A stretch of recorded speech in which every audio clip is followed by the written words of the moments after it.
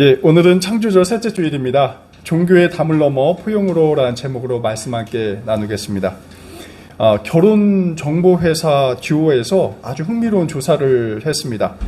종교가 있는 사람과 교제했던 미혼 남녀를 대상으로 연인과 종교라는 아주 흥미로운 주제로 설문조사를 한 것입니다. 조사 결과 응답자의 43%는 연인과 종교 문제로 갈등을 겪었다라고 이렇게 표시를 하고요. 그리고 59%, 굉장히 높죠. 59%가 해결하지 못하고 헤어졌다라고 답을 했다고 합니다. 연인과 종교 문제로 갈등이 생기게 된 이유가 바로 종교 활동에 참여하라고 이렇게 강요해서가 가장 높습니다. 60%가 가까이 되고요. 그 이외에도 이제 나보다 종교가 더 소중한 것 같아서라는 답변도 있습니다. 그러니까 어떤 종교냐에 따라서 사실 다르겠지만 기독교가 가장 이런 문제에 민감한 것은 분명해 보입니다. 이 때문인지 한 결혼정보회사에서는 아무리 조건이 좋아도 기독교인 배우자다라는 것은 굉장히 좀 기피한다고 합니다. 기피 순위 1위가 기독교인 배우자예요. 배우자의 재력도 보고 신체, 외모, 성격, 집안 상황 몇몇 가지 기준들이 있는데 종교도 굉장히 중요한 그런 입장을 취하고 있습니다. 아마 결혼정보업체에서는 결혼 성사율을 높여야 하기 때문에 그리고 수익을 창출해야 되기 때문에 약간 이런 극단적인 방향으로 진행하는 것 같습니다. 그리고 사실 실제로 결혼을 해도 종교 문제로 인해서 파혼하는 경우가 기독교에서 더 많았기 때문으로 해석할 수도 있습니다. 현대사회에서 아무리 기독교의 영향력이 감소한다고 이렇게 말을 하지만 적어도 결혼 시장에서는 이 종교가 아주 중요한 변수로 작용하고 있습니다. 이러한 문제 때문에 아예 기독교인들끼리 결혼하도록 주선하는 결혼정보업체가 요즘 속속들이 생겨나고 있습니다. 찾아보니까 크리스천 메이트라는 결혼정보업체도 있는 것 같아요. 물론 성격이나 재력이나 이상형에 맞춰서 안내를 하겠지만 이러한 기독교 결혼정보회사의 이점은 바로 무엇입니까? 같은 신앙인들끼리 소개한다라는 데 있습니다. 어떻게 할지는 저도 해보지 못해가지고 궁금하긴 한데 모태신앙인지 아닌지 결혼 경력은 뭔지 연차는 얼마인지 이런 것을 조사할지도 모르겠다라는 생각도 합니다.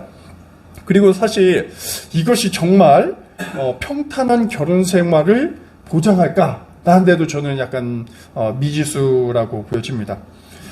또 어떤 분께서는 과연 이렇게 해서라도 결혼해야 하느냐라고 말씀하실지 모르겠습니다. 그럼에도 현대 결혼 풍속도에서도 이 종교가 굉장히 중요하다라는 것을 말해주고 있습니다. 그래서 일부 좀 중대형 교회 보면은요, 이 교회 하나의 프로그램 가운데 크리스천 같은 형제 자매들끼리 이렇게 중매를 해주는 그런 프로그램을 많이 하고 있어요.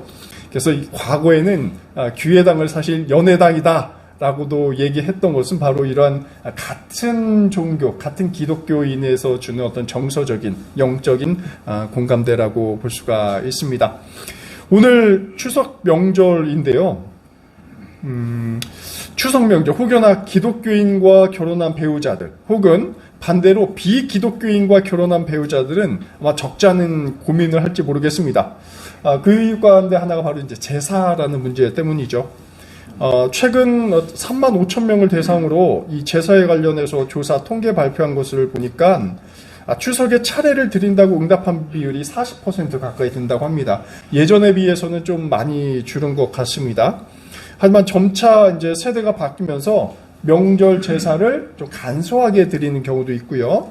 또 번거로움과 경제적 문제 때문에 이 명절 제사를 하지 않는 경우도 있다고 합니다. 근데 종교적 이유도 간과할 수 없습니다.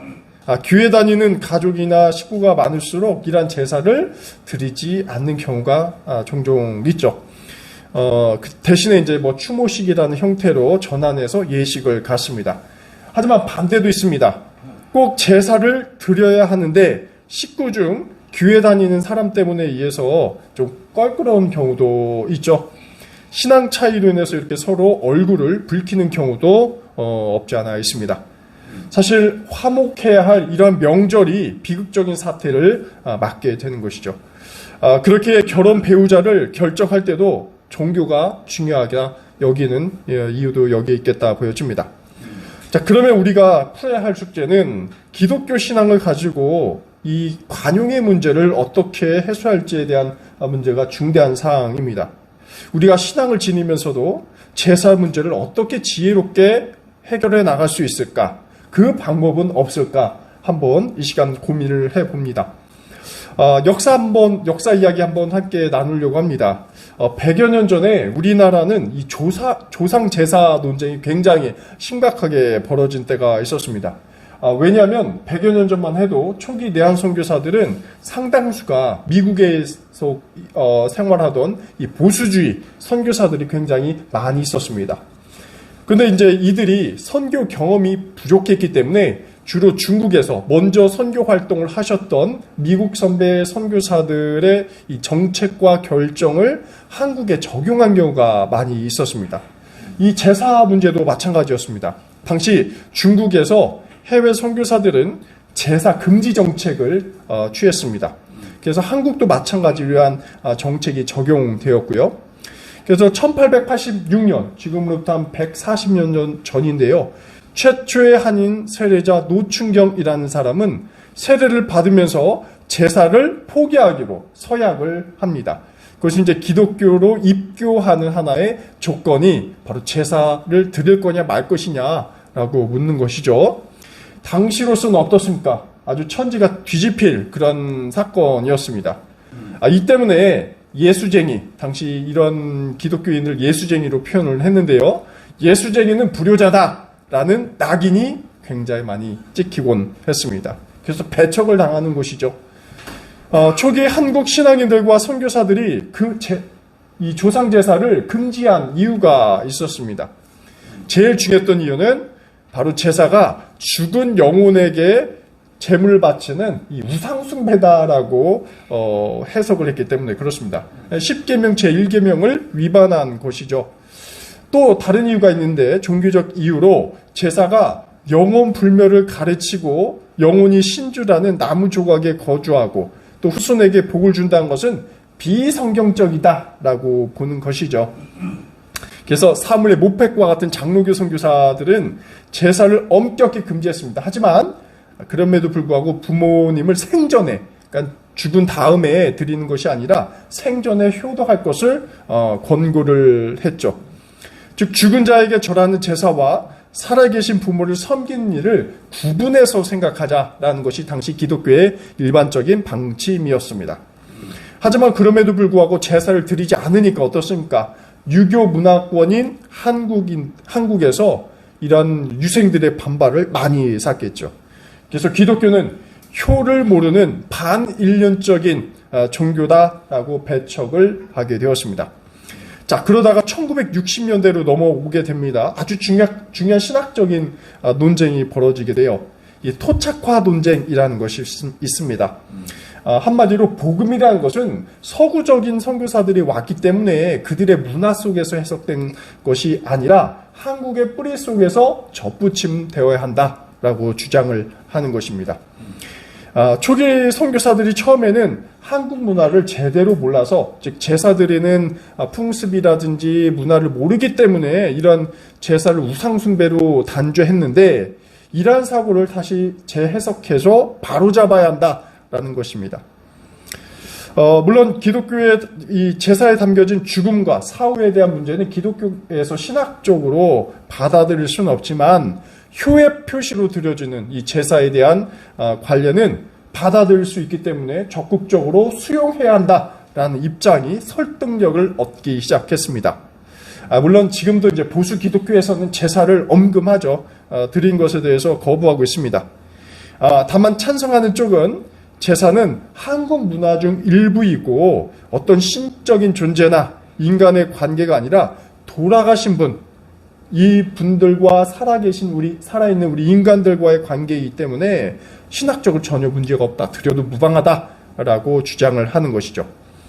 이런 이야기에 좀 촉발한 것이 가톨릭, 천주교입니다. 천주교에서는 1965년 제2차 바티칸 공의회가 있는데 이게 분수령이 되었는데요. 적극적으로 현지 문화, 이게 아시아 문화건 아프리카 문화든 이런 문화적인 부분을 적극적으로 수용해가지고 예전도 그렇게 바꿀 것을 권장했습니다. 그래서 가톨릭에서는 이 조상제사를 본격적으로 수용을 하게 되는 것이죠. 이런 분위기 속에서 진보적인 개신교 교단인 감리교회나 우리가 속한 기장 일부가 이런 효도 실천으로 제사 드린 것이 크게 문제가 없다라고 보게 됩니다. 그래서 우리 한신대학교 신학과 교수였던 고 박근원 교수님이 이렇게 얘기한 바가 있습니다. 제사는 조상을 하나님께 혹은 신으로 숭배하고 절하는 것이 아니기 때문에 숭배와 조상제사를 통해 표현되는 조상 공경의식은 그 맥락이 다르다라는 것이죠. 이런 주장을 하십니다. 오히려 우상숭배라는 계명을 한국 이 조상숭배 이 제사에 적용하는 것은 부모와 자식 간의 효의 문제를 아주 그릇된 잘못된 도그마로 단죄하는 것이라는 이러한 판단은 재고되어야 한다라는 것이 나오게 됩니다. 그래서 이 교리라는 것은 사람을 위해서 존재하는 것이지 사람이 교리를 위해서 생긴 것이 아니다라는 말로서 이렇게 봉합되게 됩니다. 오늘 아침 우리가 묵상한 본문은 바로 이러한 내용과 연결이 되어 있습니다. 신앙인들이 따르는 계명이나 말씀이나 이것은 결국 이 땅에서 하나님 나라를 맛보고 화해와 아주 사랑의 공동체를 위한 것인데 그 자체가 절대화되어서는 안 된다라는 것입니다. 그것이 교리나 도그마가 우리의 가족 간의 행복과 화목을 저해야 하는 것은 문제다라고 보는 것이죠.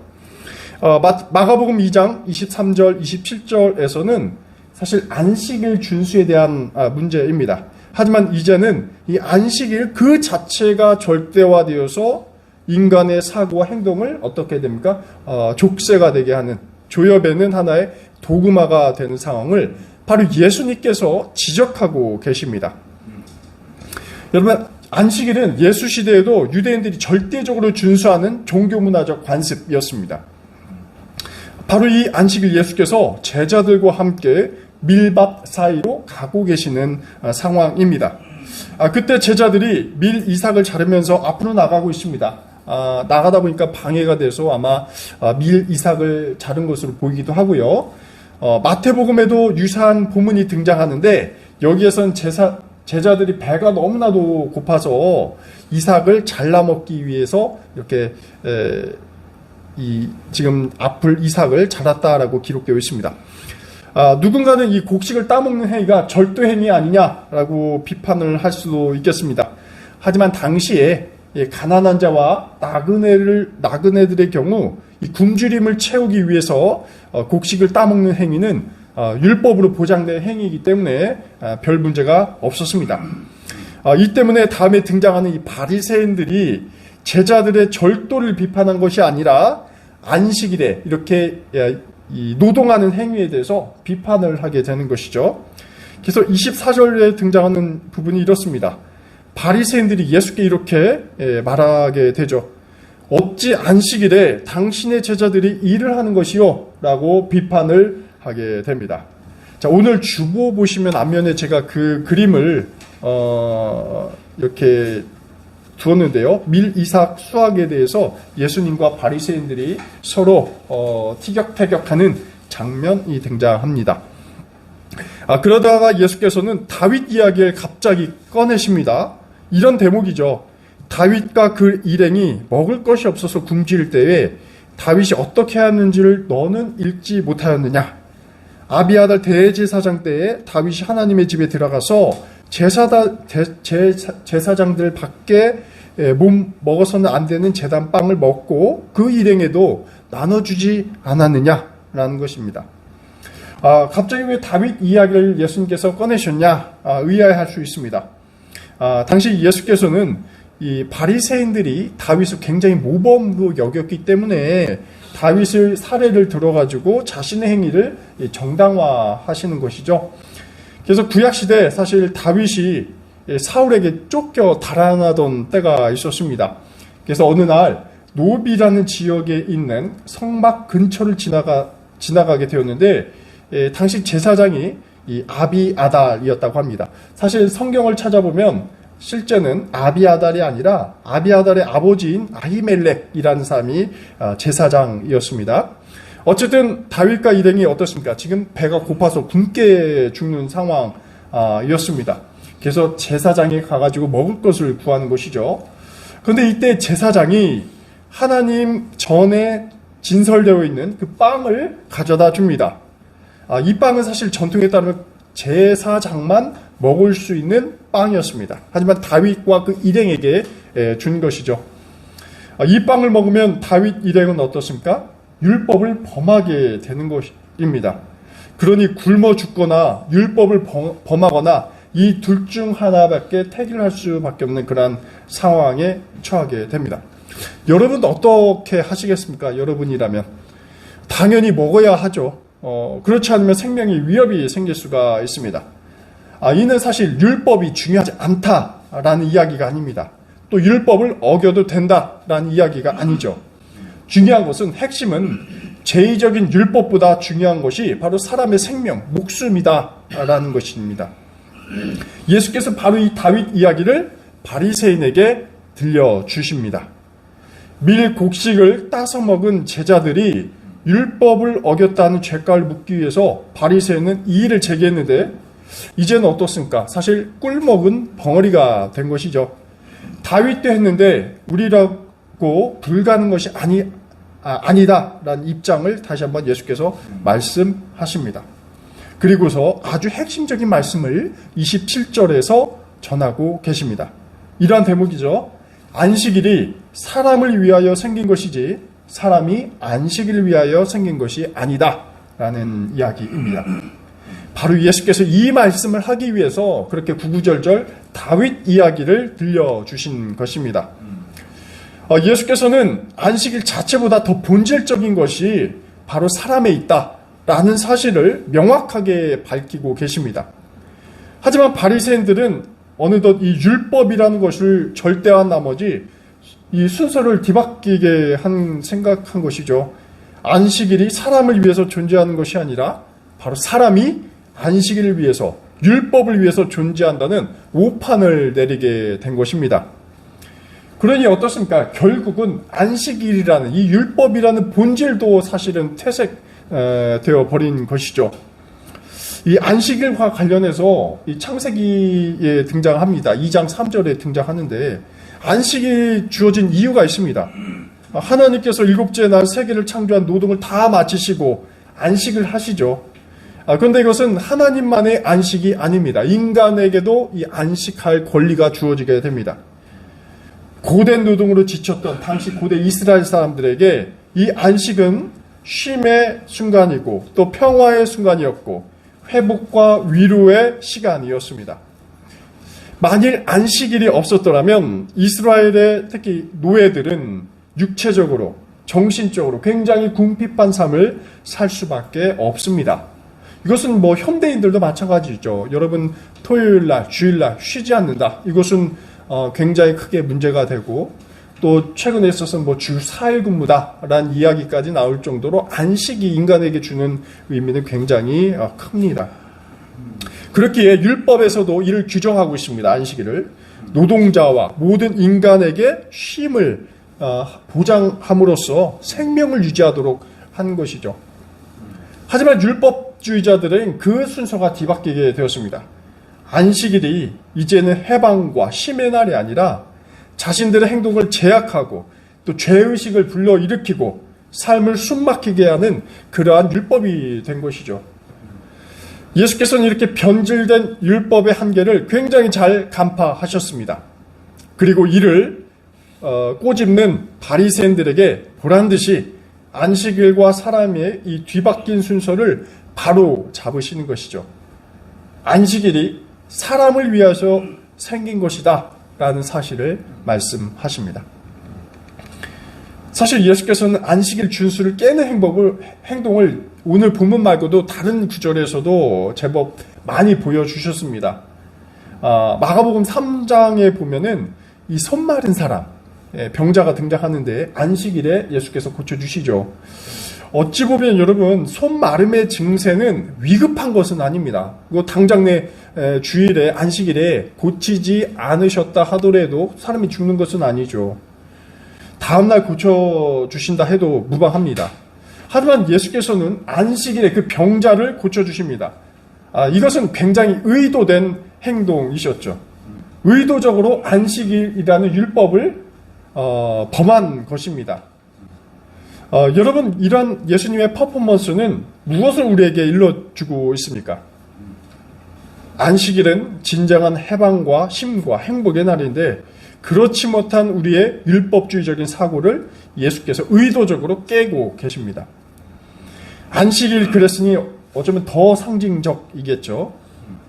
그래서 오늘 본문을 통해서 예수께서 말씀하고 계시는 것은 종교나 율법이나 그 본질은 사람을 자유하게 하는 것이다라는 것입니다. 하지만 제도화된 종교, 교리화된 종교는 철저히 사람을 구속하고 종노릇하게 합니다. 특히 제도화된 종교의 이 도그마는 사람을 해치고 인간관계를 파괴합니다. 이는 오늘의 제사 문제도 같이 연관됩니다.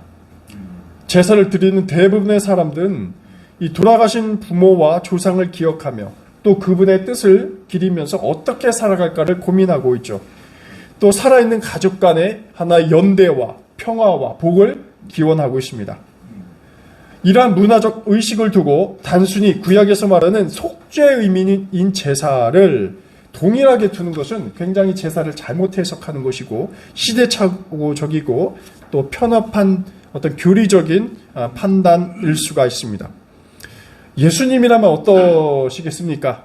오히려 예수라면 효와 가정의 화해를 도모하는 이러한 문화를 더 반기시지 않으셨을까요? 제사만이 아닙니다. 종교를 강제하는 이 비관용의 문화도 문제입니다. 예수께서는 자신의 신념을 이웃에게 강조하지 않으셨죠. 다만 하나님의 사랑을 모습을 몸소 보여주셨을 뿐입니다. 또 하나님 나라에 대해서 설파하셨을 뿐입니다. 어떤 강제성을 부여하지 않으셨습니다. 예수께서는 잘 알고 계셨을 것입니다. 종교화된 유대교를 보면서 말입니다. 신념을 강조할 때 일어나게 될 폭력성, 또 인간 억압은 하나님께서 말씀하시는 그러한 구원이 전혀 아님을 이렇게 강조하시는 것이죠. 내일부터 본격적인 추석 연휴가 시작합니다. 우리가 인간의 삶을 자유하게 하는 신앙의 본질을 한번 성찰하면서 이 시간 명절을 보내시면 더욱더 좋겠다라고 보여집니다. 이념과 신념보다는 인간의 화목한 삶, 행복한 삶을 더 꿈꾸셨던 예수님의 가르침을 우리가 본받아 풍요로운 한가위가 되시길 간절히 기원합니다. 기도하겠습니다. 하나님, 한 해 땀 흘려 일하고 수확하는 시기를 맞고 있습니다. 주님께서 베풀어 주신 은혜 속에서 그 기쁨을 가족과 함께 누리고 있습니다. 하지만 종교적 다름으로, 신념의 다름으로 종종 저희는 갈라지고 마음이 상하게 됩니다. 율법의 본질인 사랑을 망각하고 도금화된 율법으로 저희의 삶은 지치게 됩니다. 자유하게 하시는 당신의 정신을 깨닫고 율법을 넘어 사랑으로 모든 이념을 넘어서게 하옵소서. 예수 그리스도의 이름으로 기도드립니다. 아멘.